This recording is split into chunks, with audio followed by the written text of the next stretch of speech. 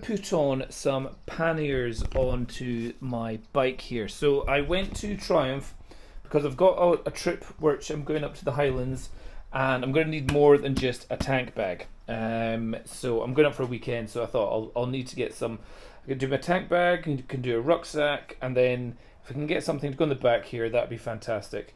I went to Triumph directly, and they quoted me to get the rails and some bags. It was going to be around about £690. I was like, oh, that's quite expensive.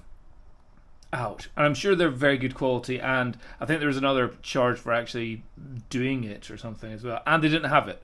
So I was like, hold on, I think I can do it myself for significantly cheaper than that. So I went to Motone Customs, so I'm about to unbox that. That should be the rails. The rails were about £90, and the bags that I've got are going to require a little bit of jerry rigging, because they're not like clicky in or anything like that. They're just a pair of bags that are made for touring on. These are the Kappa Ramblers, and there's nothing to stick them on, so it's literally just placing them on this. I've got some grip matting to protect the painting of the bike as well, which I'll use. I'll figure this bit out later on, but the first thing is to stick on the Motone things and just see how it all fits, before really trying to figure out how we deal with the grip matting so we don't get scratches. So although this material here, if it's moving forward and up and down, it will break. And then I'll tell you a little bit about these bags, which I think are actually pretty cool. 14 litres each. Obviously, you would never put in a whole 14 litres because you've got to keep it above the pipe. Anyway, I don't know because I'm about to do it myself. So I'm about to go unbox the Motone, what are they called? Pannier rails for the Triumph. Hard to really tell. So the ones I've gone for the black ones, and it looks like it's just a case of one bit goes down and uses that bit, and then the top one will come in and click on there. Okay, I'll start giving that a go. So easy enough adding the pannier rails to this. The only slight change was when you take that bolt out, Motone give you an alternative which is slightly bigger, so it's a 13 size wrench that you need when you were using 12, and you're using 12 there, but then this one becomes a 13. I don't know, they needed a bigger one, and then once it's in, feels stable enough. Yep, so now to put on some luggage.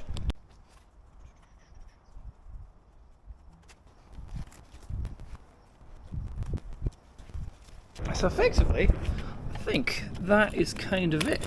It's keeping all the bag nice at distance away from any moving parts there. So that's a little strap for the bit there, which I've put around the actual thing so it won't move forward. Then that's over some grip tape there. And then this one also I put through here, and nice bit of gap between the bag and there. And then what I did is there's a D loop here which I've threaded from there through where the kind of airbox gap is, around the back of the suspension, which you'll see through there, and then coming out and through the D strap there. I'll figure out how to kind of get that looking on neat and tidy, but effectively there we go. Okay, so to finish up this, yeah, I'm pretty happy with that. So it's a wee bit bouncy at the bottom, so I might need to figure out how to kind of secure it there, but also maybe once you've actually got some weight in the bags, they'll be more weighted down. I've put like some ski trousers in here, some waterproof trousers in here. The height from the exhaust, getting a good little distance from the exhaust. And then the actual bag itself, what I quite like is once I've fully locked this in place and I'm happy with it, I don't actually need to ever take them off. So to get the stuff out, I've got these little bits here. I suppose I'd unclip that bit, unclip this bit, and then there's a, see the trousers, there's a it's a waterproof bag from the inside that I could just pull out, so I could effectively leave these bags on all the time and only just take out the inner bag from there. And it's a waterproof inner bag, velcro shut, and then you roll over the top and squish it down, and that's it happy. So yeah, let's see what it looks like when I'm riding.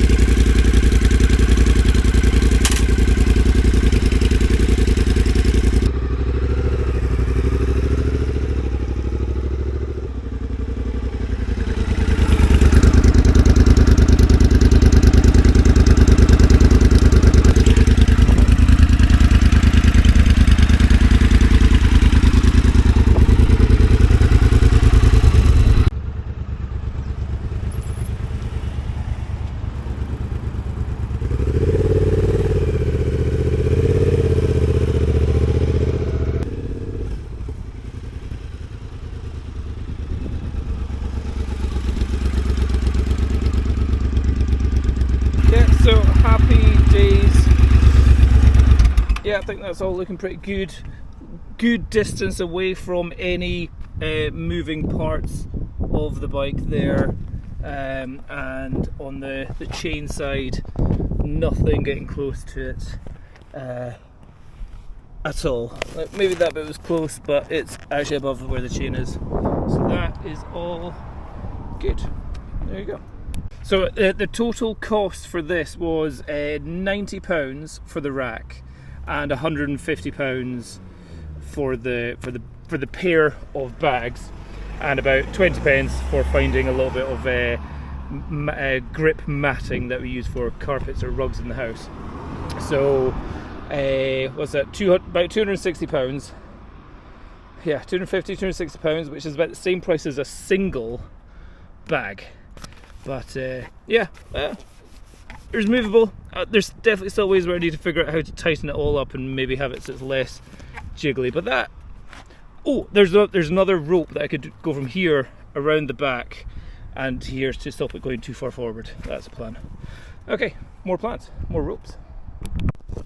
So with a little bit more jerry rigging going on, the bag came with 3 extra straps. So I've used one to go from this bit of the bag, which has a little leather protecting bit which could be protecting the actual mount, bringing it up and over to the far side of the rear fender bolt mount there, and then same on the other side, from this one up and over, get that nice and tight to the other side. So you've got a little cross going on over there. I'll probably put another bit of matting over here, but then that just means that the bags are solid. They are not moving forward or back. So yeah, that is it. Super secure. Yeah, £250, cheaper than the £690 it's going to be from Triumph. And I think it looks quite cool. I think it looks kind of a, proper army style. Something like that anyway. I think it's cool.